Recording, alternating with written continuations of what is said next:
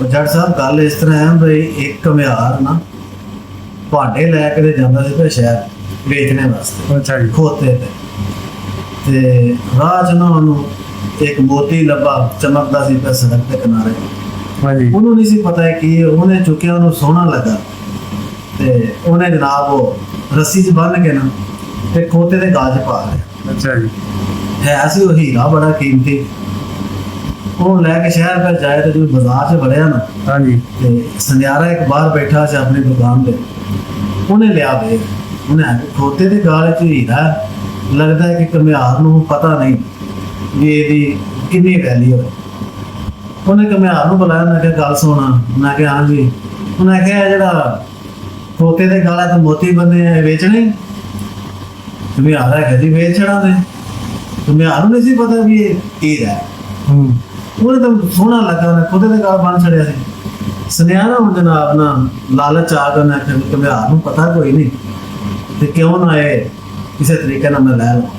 उन्हें जनाब ना घमियार नूं आख्या भाई किन्ने पैसे लेने घमियार आख्या जी 2 रुपये दे छड़ो।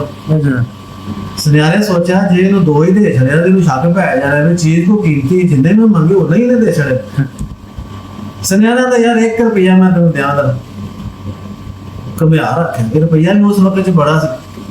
मैं आख्या भी ये काम जे मोती 1 रुपये उन्हें ठीक है जी यार रुपया मैनूं दिओ ते मोती तुसीं लै लो। वो जनाब सुनयारे वो तो लै लिया 1 रुपया उन्हें दे छड़िया। सुनयारे दे हत्थ फाड़ के ना ते बैठा सी ते सुनयारे दे वेंदियां वेंदियां ना वो हीरा टुट गया। टुट गया ते चूर चूर हो गया। सुनयारा बड़ा परेशान होया ते हीरे नूं वेख के ओहदे नाल मुखातब होया। ਉਹਨੂੰ ਕਹਿੰਦਾ ਕਿ ਤੂੰ ਹੀਰਾ ਹੈ ਮੈਨੂੰ ਪਤਾ ਸੀ ਤੂੰ ਹੀਰਾ ਹੈ ਤੇ ਮੈਂ ਤੈਨੂੰ ਖੋਤੇ ਦੇ ਗਾਲ ਚੋਂ ਲਾ ਕੇ ਤੇ ਆਪਣੇ ਸੋਹਣੇ ਸ਼ੋਕੇਸ ਵਿੱਚ ਰੱਖਣਾ ਸੀ ਤੇ ਤੂੰ ਟੁੱਟ ਵੀ ਗਿਆ। ਮੈਂ ਤੇਰੀ ਇੰਨੀ ਕਦਰ ਕੀਤੀ ਹੈ ਤੇ ਖੋਤੇ ਦੇ ਗਲੋਂ ਲਾ ਕੇ ਤੇ ਤੈਨੂੰ ਕਿਸੇ ਚੰਗੇ ਜਿਹੇ ਸੋਹਣੇ ਜਿਹੇ ਹਾਲ ਵਿੱਚ ਪਰੋਣਾ ਸੀ ਤੇ ਤੂੰ ਚੰਗਾ ਕੀਤਾ ਮੇਰੇ ਨਾਲ।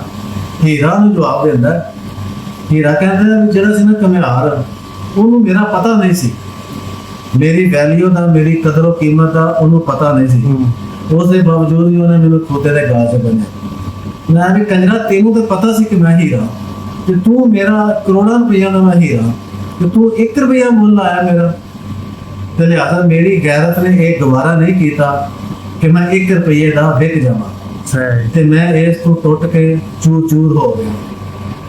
गल इस तरह है कि भाई धियां जड़ियां ना वो हर माँ प्यो वास्ते हीरा ही होंगे। अगर वो किसी बेकदरे बंदे के हथे लग जाए तो वह भी टुट के ते चूर चूर हो जाते। दुआ करो कि अल्लाह पाक सारे दे धीआं दे नसीब चंगे करे। आमीन। आमीन।